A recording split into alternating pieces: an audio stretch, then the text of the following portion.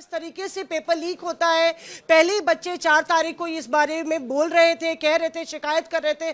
क्या लगता है आपको कि जो कार्रवाई की गई है काफी है और अभी तारीखों का भी ऐलान होना बाकी है? सच क्या कार्रवाई की सरकार ने? सीबीआई इंक्वायरी का ऑर्डर सरकार ने मजबूरन इस पूरे एग्जाम को कैंसिल किया है।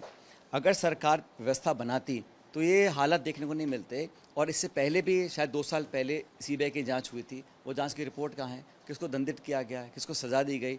तो सरकार सिर्फ वेट करती है कि कैसे ये पूरी खबरें सुर्खियों से हट जाएं और फिर हम अगला आगे कदम उठा लें। लेकिन जो 22-23 लाख बच्चों ने एग्ज़ाम दिया है और ख़ासकर जो निर्दोष बच्चों ने ईमानदारी से पढ़ाई करी है, एग्ज़ाम्स दिया है, उनकी व्यवस्था उनको कौन संभालेगा? उनका जो पैसा, टाइम और मोर देन दैट उनका जो जज्बात हैं, जो उन्होंने इतनी प्रेरणा से पढ़ाई करके एग्ज़ाम दिया होगा, उनके साथ क्या बीतती होगी? कौन संभालने वाला है? आपने एक इंक्वायरी ऑर्डर कर दी, अब इंक्वायरी की रिपोर्ट कब आएगी? कौन जिम्मेदार होगा? तो सरकार को जिम्मेदारी लेनी पड़ेगी। और शिक्षा विभाग कर क्या रहा है? मुझे लगता है कि शिक्षा विभाग ने इसको अपने हाल पे छोड़ रखा है और बहुत पावरफुल लोग इसमें इन्वॉल्व होंगे, अदरवाइज इतना व्यापक स्केल पर पेपर लीक हो नहीं सकता।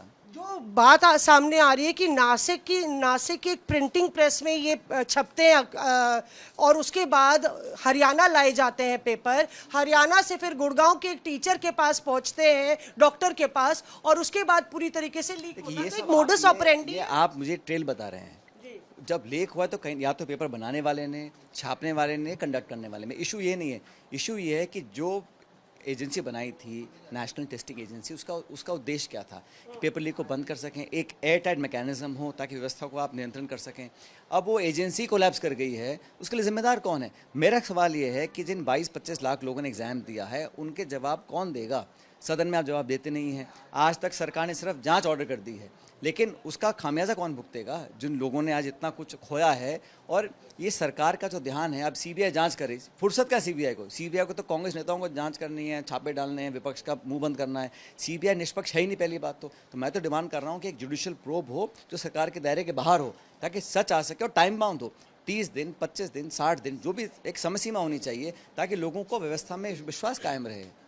ये बताएं, खबर भी आ रही है, अभी ब्रेक भी हो रही है सचिन, की नासिक में जिसको हिरासत में लिया है वहाँ पे काफ़ी टेंशन है, असहयोग हो रहा है और पुलिस गई है वहाँ पे, राजस्थान पुलिस और तमाम पुलिस, तो भी उस काफ़ी विरोध का सामना करना पड़ रहा है। भाई ये तो देखो, पावरफुल लोगों का संरक्षण अगर नहीं हो तो ना तो ये पेपर लीक करने की कोई हिम्मत कर सकता है।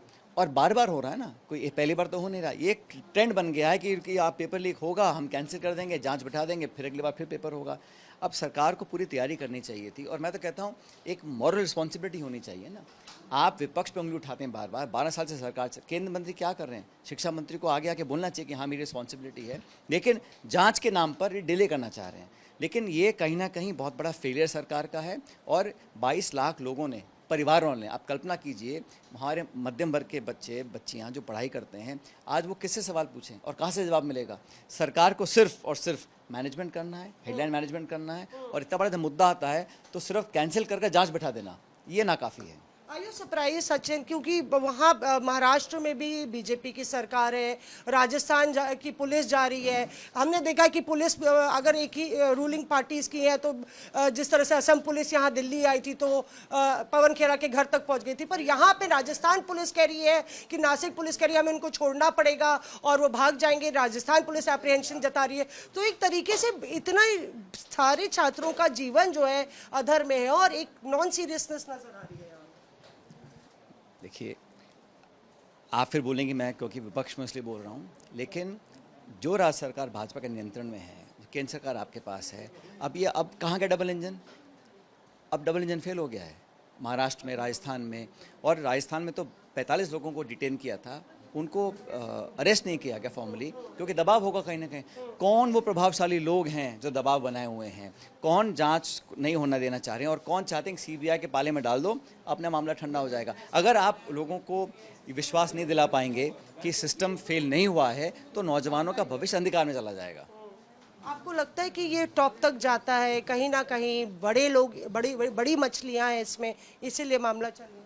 मैं तो कह रहा हूँ सरकार ढोल बजा रही है कई सालों से कि हम बड़ी मछलियों को पकड़ेंगे। उनकी नाक के नीचे अगर लगातार हो रहा है और क्रमवार तरीके से हो रहा है तो कहीं ना कहीं हाईएस्ट लेवल्स पर संरक्षण मिला हुआ है। उन लोगों को आगे आके अपनी एक्सेप्ट करना चाहिए रिस्पॉन्सिबिलिटी को। और कोई अभी तक सरकार को जवाब नहीं आया है। किसी ने आके ये नहीं बोला कि हाँ ये गलती थी, कमी हुई है, हम इसकी जांच करा के ये परिणाम लेकर आएंगे। और पहली जांच का क्या हुआ? 24 में जो सीबीआई की जांच हुई थी उसका कोई परिणाम नहीं आया। इस्तीफा मांगेंगे आप धर्मेंद्र प्रधान का? बिल्कुल इस्तीफा देना चाहिए, इस्तीफा देना चाहिए मॉरल ग्राउंड्स पर। जांच के बाद परिणाम क्या आएगा वो अलग बात है, लेकिन मॉरल रिस्पॉन्सिबिलिटी तो होनी चाहिए किसी ना किसी की। शुक्रिया हमसे बात करने के लिए। सचिन पायलट यहाँ पे आज तक से एक्सक्लूसिव बातचीत में कहते हुए कि मॉरल रिस्पॉन्सिबिलिटी लेते हुए धर्मेंद्र प्रधान जो कि एजुकेशन मिनिस्टर है, बार बार उनकी नाक के नीचे इस तरीके का पेपर लीक हो रहा है और उनको इस्तीफा देना चाहिए। मौसमी सिंह, कैमरा पर्सन आलोक के साथ, दिल्ली आज तक।